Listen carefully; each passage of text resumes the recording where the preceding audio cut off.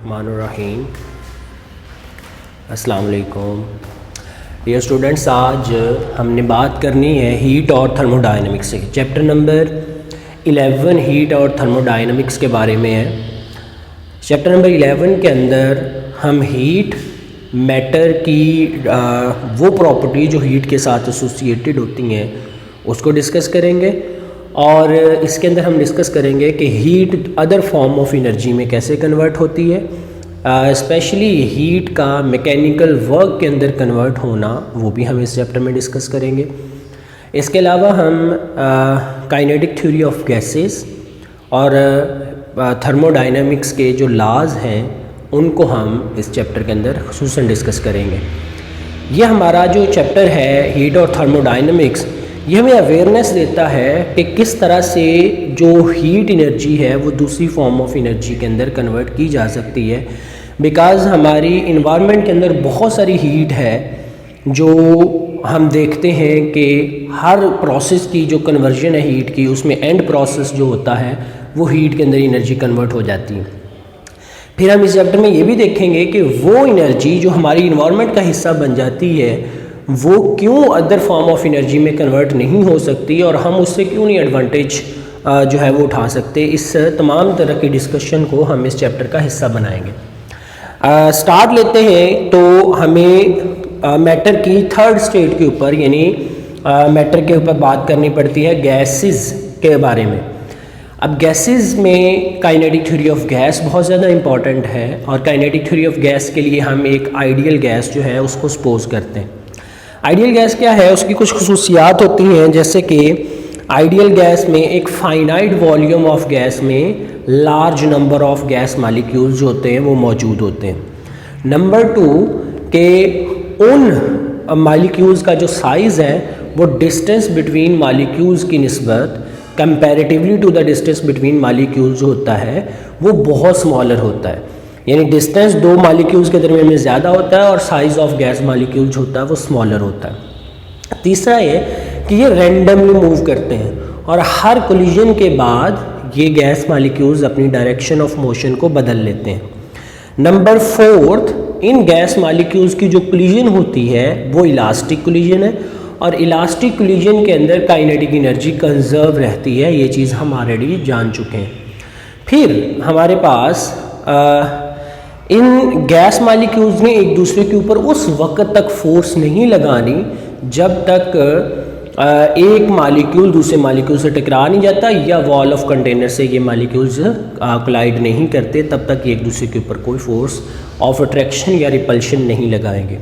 ये कुछ पास्टुलेट्स हैं जो गैस के साथ रिलेट करके, या हम इसको आइडियल गैस की खुसूसियात भी बोल देते हैं, इन पास्टुलेट्स को लेकर जो है वो हमने चलना है। और सबसे पहले जो आर्टिकल हम इसमें देखते हैं वो है प्रेशर ऑफ गैस, कि when ever you put a gas molecules in close cylinder, तो वो गैस मॉलिक्यूल्स जो प्रेशर एक्सर्ट करते हैं वॉल्स ऑफ कंटेनर के ऊपर, उसको हमने कैसे डिटर्मिन करना है, तो हम उसको पढ़ते हैं प्रेशर ऑफ गैस से। Pressure of gas, pressure of gas को हम नॉर्मली डिफाइन करते हैं it is force per unit area, लेकिन गैस की इस स्पेशल केस के लिए हम इसको डिफाइन करेंगे the rate change of momentum per unit area is equal to the pressure of gas, यानी वो रेट चेंज ऑफ मोमेंटम जो ख़ास एरिया के ऊपर लग रहा है उसको हम प्रेशर ऑफ गैस के साथ रिलेट कर लेंगे। अब इसके लिए हम एक कंटेनर ऑफ गैस जो है वो लेते हैं और उस कंटेनर ऑफ गैस मॉलिक्यूल्स को फिल कर लेते हैं विद द गैस। इसको मैं क्यूब रखता हूँ ताकि हमारे कंटेनर की जो डायमेंशंस हैं उनको समझना हमारे लिए आसान हो जाए। तो ये क्यूब सिलेंडर है। इस क्यूब सिलेंडर की डिफरेंट वॉल्स हैं। इन वॉल्स में हम, ये सामने वाली साइड है A, B, C और D, और इसको हम नाम दे देते हैं E, F, G, H। इन कॉर्नर्स को नेम दे दिए और अब हमारे पास इसको समझना जो है वो आसान हो जाएगा। हम इसके लिए ये इस तरह से प्लेस करते हैं कि ये वाली जो साइड है it is along x axis, ये वाली जो साइड है बेटे अलॉन्ग वाई एक्सिस, और ये जो तीसरी साइड है इसको हम अलॉन्ग जी एक्सिस होंगे। ये इस डायमेंशन में ऊपर की तरफ है, तो बोर्ड के ऊपर इसको इस तरह से कर्व साइड से हमने रिप्रेजेंट कर दिया, कह लें कि इंक्लाइंड से हमने रिप्रेजेंट कर दिया, लेकिन एक्चुअली में ये इंक्लाइंड नहीं है। ये किस तरह से है, ये स्ट्रेट अपवर्ड है। अब चूंकि क्यूब साइड है तो इसकी जितनी लेंथ होगी उतनी ही इसकी विड्थ होगी और उतनी ही हम इसकी हाइट ले लेंगे। ये 3 डायमेंशंस आ जाएंगे। तो लेंथ ऑफ कंटेनर या cylinder that is equal to L, area of cylinder that is equal to L multiplied by L, that is L square is equal to A। उसके बाद volume of cylinder, volume of cylinder को हम represent करते हैं V के साथ, और V को हम रिप्रेजेंट इस तरह से करते हैं कि अगर हम length multiplied by width multiplied by height करेंगे तो हमारे पास वॉल्यूम आ जाएगा। That is length multiply width multiply, चूंकि तीनों ही लेंथ हैं तो L क्यूब जो है ये वॉल्यूम को कैपिटल V से रिप्रेजेंट करेंगे। अब हम इसमें लेते हैं कि number of gas molecules, gas molecules की तादाद n ले लेते हैं, mass of single molecule that is equal to small m। ये कुछ पैरामीटर्स हैं जो हमें पहले से डिक्लेयर कर लेने चाहिए ताकि हमें आगे जाके आसानी हो जाएगी इस आर्टिकल को पढ़ने में। याद रखें कि we are going to discuss about the pressure of gas, हम प्रेशर ऑफ गैस के बारे में जो है वो डिस्कस करने की तरफ जा रहे हैं। अब इसमें प्रेशर को डिफाइन कैसे करते हैं, प्रेशर की डेफिनेशन किस तरह से हम बोलते हैं, हम प्रेशर को डिफाइन करते हुए बोलते हैं कि pressure is defined as the force per unit area. Pressure force per unit area के बराबर होगा। अब फोर्स पर यूनिट एरिया में 2 चीज़ें हमें डिटरमिन करनी है कि इसके अंदर बहुत सारे गैस मॉलिक्यूल्स हैं and all these gas molecules are moving in random motion. मैं इसमें एरोज जो है इसके ऊपर लगाए जा रहा हूँ जो कि इसकी मोशन की डायरेक्शन को रिप्रेजेंट करें, और डिफरेंट मॉलिक्यूल्स हैं तो all different molecules moving in different direction. इसमें हम प्रेशर को डिफाइन करते हुए it is equal to force per unit area. अब हम तमाम मॉलिक्यूल्स को फर्स्ट ऑफ ऑल छोड़ देते हैं, ठीक है, सिर्फ वो वाले मॉलिक्यूल्स लेते हैं जो एक्स एक्सिस के लॉन्ग जाएंगे। इससे हमारा आर्टिकल सिंपल हो जाएगा। चूंकि रैंडम मोशन कर रहे हैं, बहुत सारे मॉलिक्यूल्स हैं, तो हम अपने उस रैंडम मोशन वाले गैस मॉलिक्यूल्स का प्रेशर फाइंड आउट करना चाहते हैं तो सिंपल वे ये है कि आप तमाम मॉलिक्यूल्स को छोड़कर सिर्फ वो मॉलिक्यूल्स ले लें जो अलॉन्ग द एक्स एक्सिस जा रहे हैं। तो हम एक्स एक्सिस के along first of all pressure find करेंगे, तो फोर्स भी एक्स एक्सिस के अलॉन्ग फाइंड करेंगे। अब एक्स एक्सिस के अलॉन्ग भी बहुत सारे मॉलिक्यूल्स जा रहे होंगे, n नंबर ऑफ मॉलिक्यूल्स जा रहे होंगे। हम उन n नंबर ऑफ मॉलिक्यूल्स की बजाय हम उसमें एक मॉलिक्यूल कंसिडर कर लेते हैं, और वो मैं यहाँ पर रेड कलर से बनाता हूँ। Suppose that a molecule start moving from the region with velocity v1x, चूंकि सिंगल मॉलिक्यूल है इसका मास स्मॉल m होगा और v1x वेलोसिटी के साथ x एक्सिस के सिमत में ये ट्रेवल करेगा। तो हम first of all force find करते हैं बेटे, बल्कि प्रेशर फाइंड करते हैं फर्स्ट मॉलिक्यूल का। तो फर्स्ट मॉलिक्यूल का प्रेशर फाइंड करने के लिए हमें फोर्स भी किस मॉलिक्यूल की फाइंड करनी चाहिए, हमें पहले मॉलिक्यूल की फाइंड करनी चाहिए। तो हम F1x जो है वो फाइंड करते हैं। अब फोर्स के, अगर आपने मैकेनिक्स का चैप्टर आपको याद हो तो फोर्स के 2 फार्मूले हैं जो बहुत ज़्यादा इंपॉर्टेंट है। One is the Newton law, F is equal to ma, और second one is the rate change of momentum. हम उसको भी फार्मूला काउंट करते हैं फोर्स डिटरमिन करने का। तो मैं यहाँ पे रेट चेंज इन मोमेंटम वाला लगाता हूँ, mvf minus mvi divided by t. मैंने F is equal to m इसलिए नहीं लगाया चूंकि हमें डायरेक्टली इन मॉलिक्यूल्स का एक्सेलरेशन नहीं पता, लेकिन चूंकि इन मॉलिक्यूल्स की इलास्टिक कोलिजन होगी तो हर कोलिजन के बाद डायरेक्शन ऑफ मोशन बदल जाएगी तो इनकी वेलोसिटी बदल जाएगी। तो इनकी वेलोसिटी की चेंज जो है उसकी वजह से मोमेंटम का चेंज जो है वो हमें मिलेगा, जिससे हम फोर्स को फाइंड आउट कर सकते हैं। इस वजह से मैंने रेट चेंज ऑफ मोमेंटम वाले फार्मूले को फाइनल किया, यानी उसको प्रेफर कर लिया। पहला मॉलिक्यूल F1x क्या होगा? पहला मॉलिक्यूल जो एक्स एक्सिस के सीमत में जा रहा है, जितनी फोर्स एक्सर्ट कर रहा है, उसे आप F1x के नेम से रिप्रेजेंट करते हैं। अब मैं इन मॉलिक्यूल्स को देखूं तो इसकी वेलोसिटी है v1x, ये इनिशियल वेलोसिटी है। ये एक्स एक्सिस की सीमत में जा रहा है और सामने वाली दीवार A B C D के साथ कोलाइड कर जाता है। कोलिजन के बाद ये वापस पलटेगा, ठीक है। जब ये मॉलिक्यूल वापस आ रहा होगा तो चूंकि इलास्टिक कोलिजन हुई है, तो इलास्टिक कोलिजन की वजह से इसकी वेलोसिटी नेगेटिव v1x आ जाएगी। अब इलास्टिक कोलिजन क्या होती है? ऐसी कोलिजन जिसमें काइनेटिक एनर्जी कंजर्व रहे। Kinetic energy depends on the magnitude of velocity. इसका मतलब है कि speed remains same during elastic collision but direction of velocity will be reverse, जिसकी वजह से हम कह लेते हैं कि वेलोसिटी चेंज होगी। यहाँ पे एक बहुत इंपॉर्टेंट क्वेश्चन बनता है कि during collision of the gas molecules which one change, तो हम कहते हैं कि स्पीड चेंज हो जाती है, और सॉरी स्पीड रिमेन कांस्टेंट रहती है, वेलोसिटी चेंज हो जाती है। या दूसरे लफ्जों में आप कहें कि काइनेटिक एनर्जी जो है वो remain same and momentum change हो जाता है, ठीक है। तो उसके मोमेंटम के चेंज से आप इसका फॉर्मूला जो है वो निकाल लेंगे फोर्स का। फोर्स निकल आई तो हमें प्रेशर निकालना आसान हो जाएगा। F1x तो मैं मैस और फाइनल वेलोसिटी जो है वो नेगेटिव v1x माइनस mv1x आ जाएगा, यानी final velocity negative v1x, initial velocity v1x और मैस के साथ मल्टीप्लाई किया तो momentum final minus momentum initial आ गया, डिवाइडेड बाय t आ जाएगा। F1x ये निकालेंगे तो minus mv1x minus v1x over t आ जाएगा। इन दोनों को आप एडअप करेंगे तो F1x is equal to minus 2mv1x over t आ जाएगा। ये फोर्स का फार्मूला हमारे पास जो है वो निकल आया, लेकिन इसमें प्रॉब्लम ये है कि अगर हमें टाइम का पता चल जाए, and that's very important. Time क्या चीज़ है? टाइम बेटे वो टाइम जिस टाइम में आने वाले नंबर ऑफ मॉलिक्यूल्स जो हैं वो कोलाइड करते हैं विद द वॉल, ठीक है। तो जितने नंबर ऑफ मॉलिक्यूल, या यूं समझ लें कि अगर एक मॉलिक्यूल है तो एक मॉलिक्यूल दीवार के साथ जितनी कोलिजन करेगा उसको आप टाइम t का नाम दे देंगे। अब टाइम को निकालने के लिए हम सहारा, time is a scalar quantity, तो स्केलर को निकालने के लिए स्केलर का ही सहारा लेते हैं।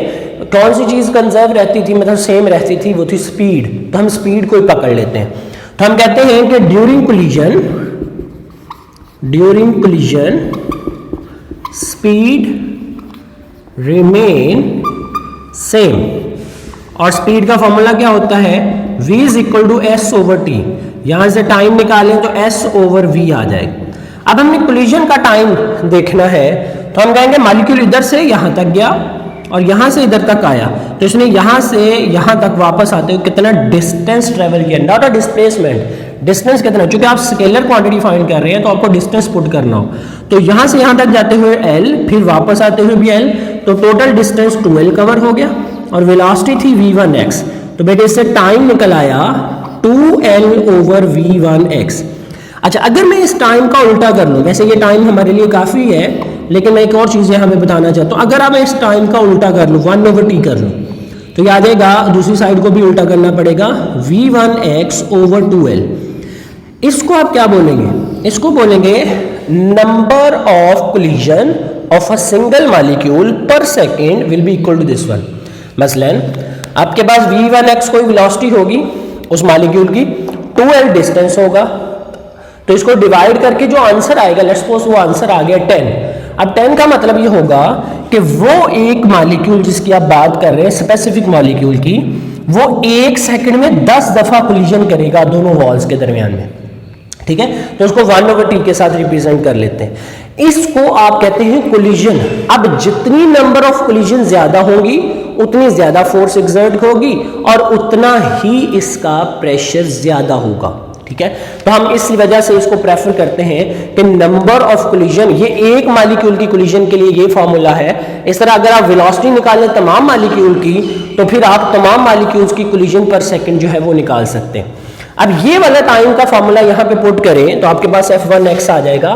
तो मैं जाऊंगा इसमें वैल्यू पुट करूं तो f1x can be written as -2mv1x divided by delta t. अब डेल्टा टी की वैल्यू पुट कर दें जो क्या आई है इस एक मॉलिक्यूल की कोलिजन करने का टाइम। तो हम डिवाइडेड बाय ये टाइम पुट करना है आपने जी 2l/v1x। आपको पता है जब भी डिवीजन जो है मल्टीप्लिकेशन डिवीजन में चेंज होती है तो नीचे वाली साइड ऊपर और ऊपर वाली साइड नीचे आ जाएगी।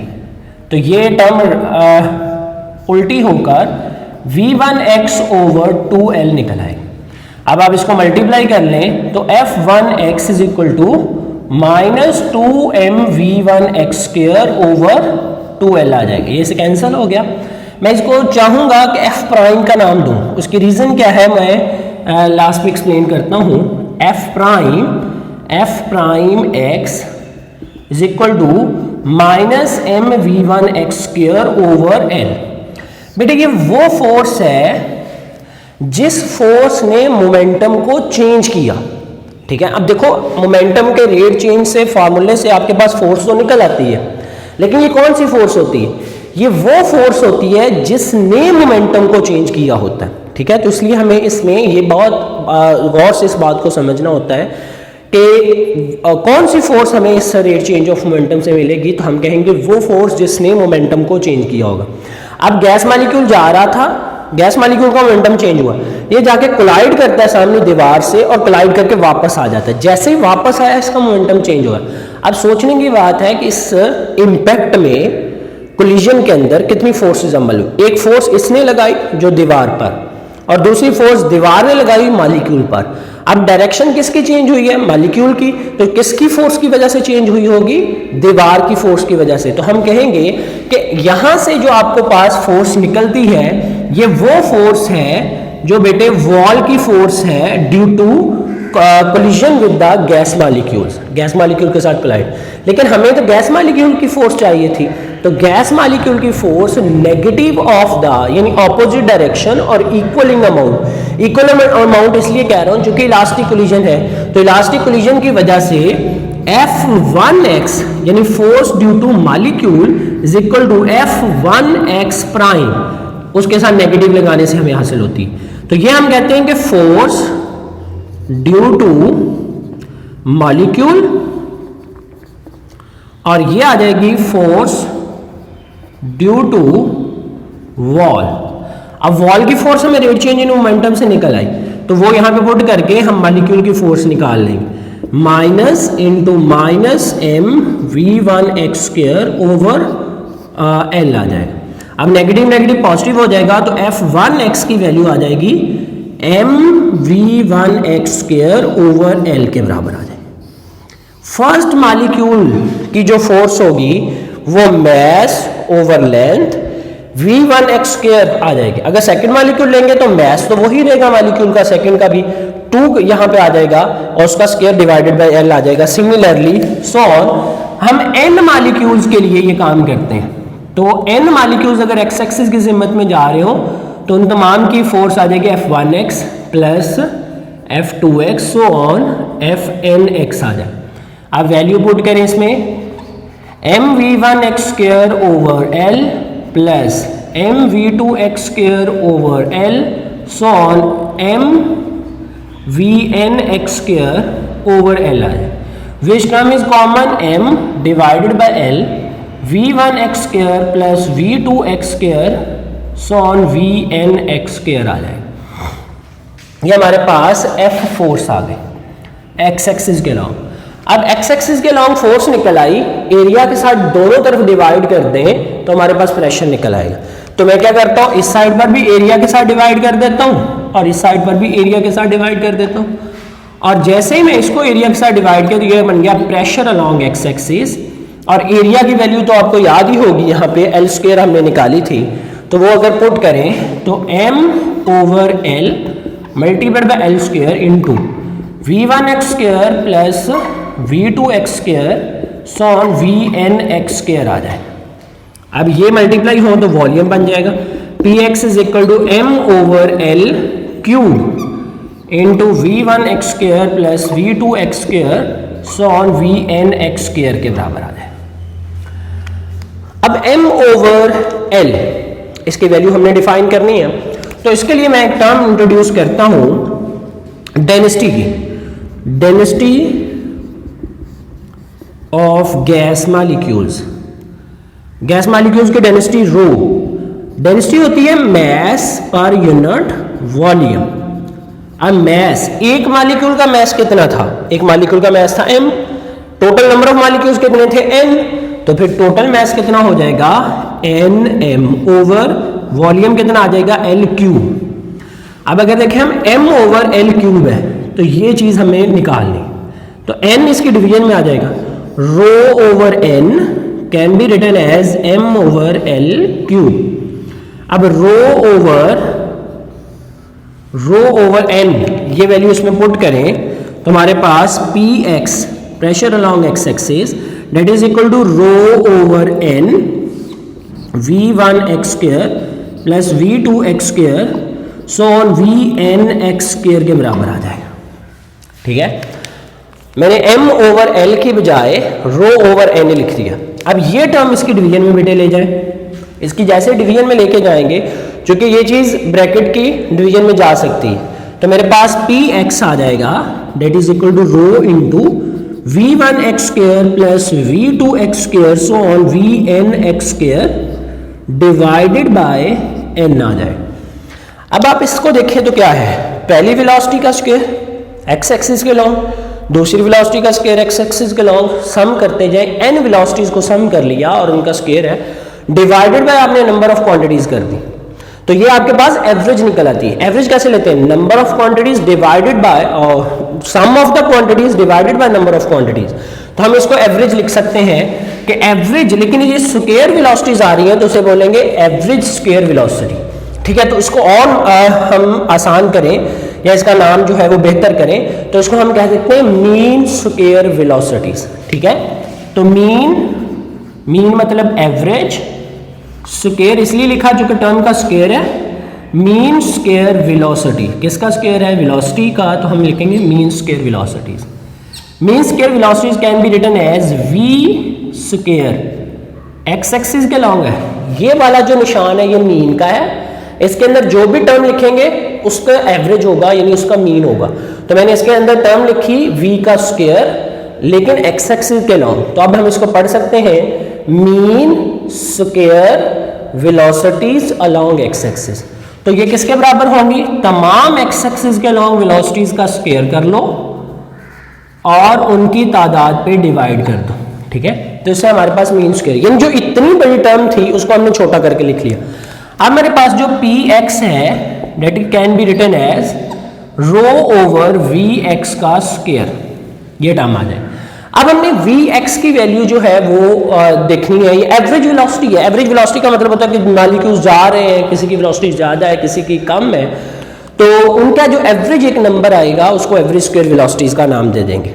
अब यहाँ पे सोचने की बात ये है कि जो एवरेज वेलोसिटी आ रही है उस एवरेज वेलोसिटी की वैल्यू एक्स एक्सिस के लॉन्ग जितनी है फिर वाई एक्सिस के लॉन्ग भी होगी, जी एक्सिस के लॉन्ग भी होगी, तो जो टोटल एवरेज वेलोसिटी होगी वो किसके बराबर होगी, तो हम कहेंगे चूंकि रैंडम मोशन है तो जितनी average velocity along X axis है उतनी ही average velocity along Y axis है, उतनी ही average velocities along Z axis है।